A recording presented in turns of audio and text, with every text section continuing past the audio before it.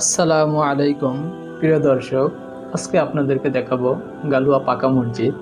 এটা বরিশাল বিভাগের ঝালকাঠি জেলার রাজাপুর উপজেলায় অবস্থিত।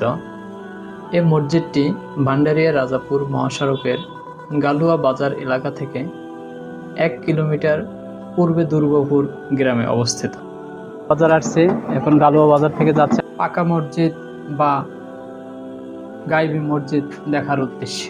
এই মসজিদটি দেখতে হলে আপনাকে গালুয়া মাধ্যমিক বিদ্যালয়ের পিছন পাশ ঘেঁষে এক সরু রাস্তা দিয়ে আপনাকে যেতে হবে।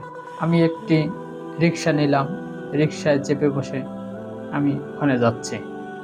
300-400 বছরের এই পুরানো মসজিদ সম্পর্কে অনেক কিছুই জানার আছে। আজকে আমরা চেষ্টা করব এই পুরানো মসজিদের আদ্যপাত্য সম্পর্কে জানতে।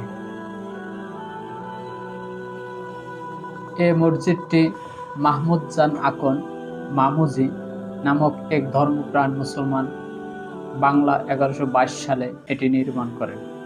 মসজিদের কাছে পরিত্যক্ত এক খণ্ড শিলালিপি হতে এর নির্মাণ সাল উদ্ধার করা হয়। মাত্র 75-80 বছর পূর্বেও এই মসজিদটি ঘন জঙ্গলে আবৃত ছিল।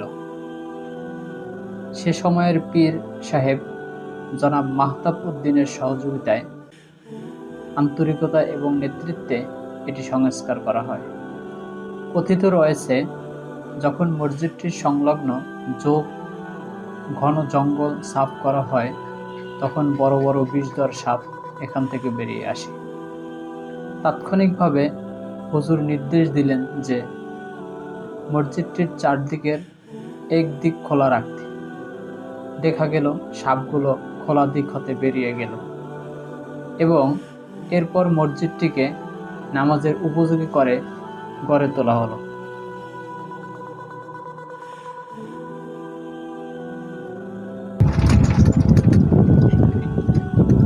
এই যে আপনারা দেখতে পাচ্ছেন, আমরা এসে গেছি সেই পাকা মসজিদে। এই যে এইটা হলো সেই পাকা মসজিদ, আপনাদেরকে দেখাবো।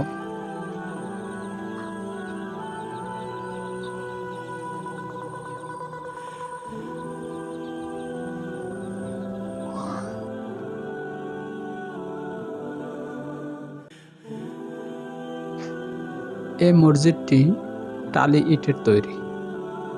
বর্তমানে মসজিদটি সংস্করণ করা হয়েছে বলে এর ইটগুলো বর্তমানে দেখা যায় না। স্বাধীনতার প্রাক্কালে মসজিদটি ভেঙে পড়ার উপক্রম হলে স্থানীয় একজন সমাজ হিতৈষী FM এ কুদ্দুস খান এর প্রচেষ্টায় এই মসজিদটি সংস্কার করা হয়েছে। মসজিদটির সামনে বারান্দার অংশ বর্ধিত করা হয়।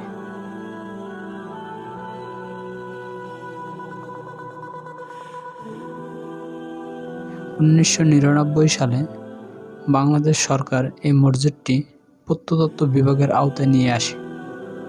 সে কারণে সরকার থেকে অর্থ বরাদ্দ হয়ে মসজিদটির সংস্কার কাজ করা হয়।